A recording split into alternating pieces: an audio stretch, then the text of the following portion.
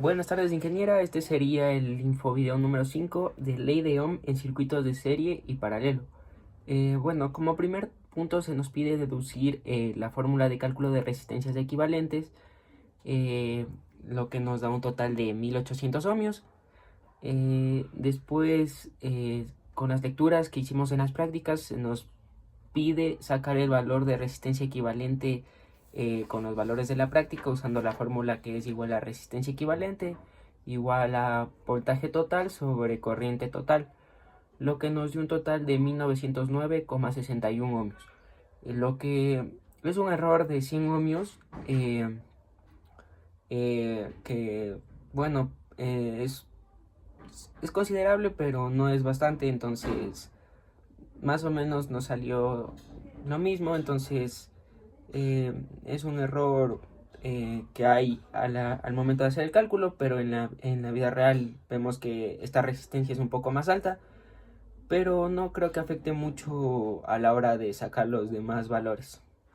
Eso sería todo en el punto 1 y seguimos con el punto 2. Como segundo punto se nos pide analizar la corriente de la fuente y la corriente que pasa por cada resistencia. La corriente de fuente es igual a 2.08 microamperios y es igual en todas las demás resistencias porque el circuito está en serie, por lo que es la misma corriente en todos los puntos. Y después se nos pide relacionar el voltaje total y el voltaje en resistencias.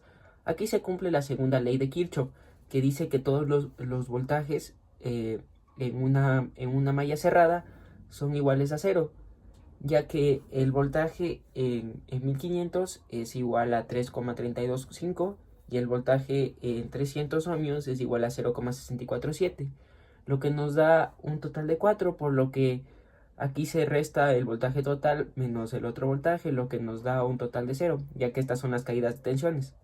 Eso sería todo.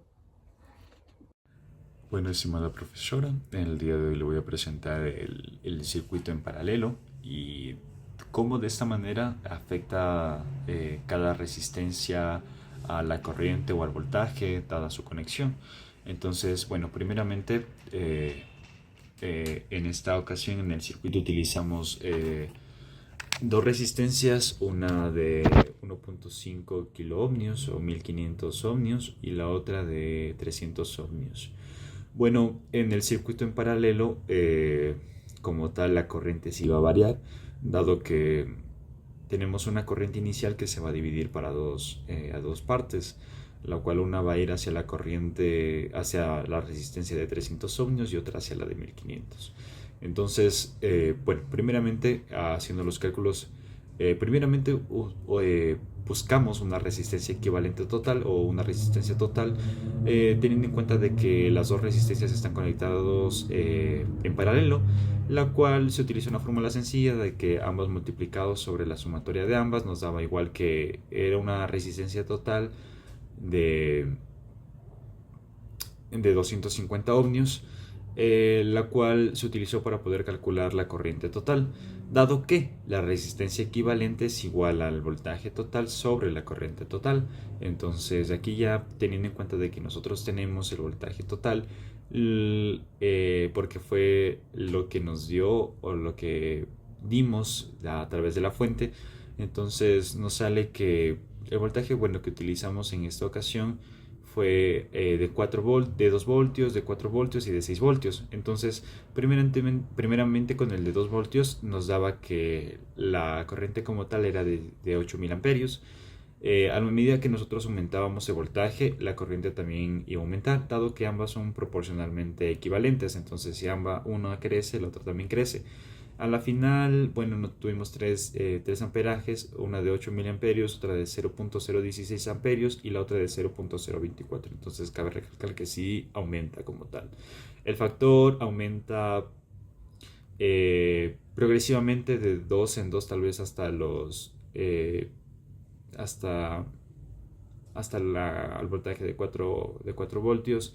Pero bueno, en este caso de ahí lo único que se hizo fue calcular la corriente y la resistencia en cada punto. Dado que tenemos una corriente total, lo único que hicimos fue poder despejar fórmula para poder calcular el voltaje en cada uno de esos puntos. y lo que se obtuvo fue de que igual posteriormente, a medida que se aumentaba el voltaje, la corriente aumentaba, al igual que la intensidad, la corriente total sigue aumentando progresivamente. Entonces justamente por esto es de los circuitos conectados en paralelo.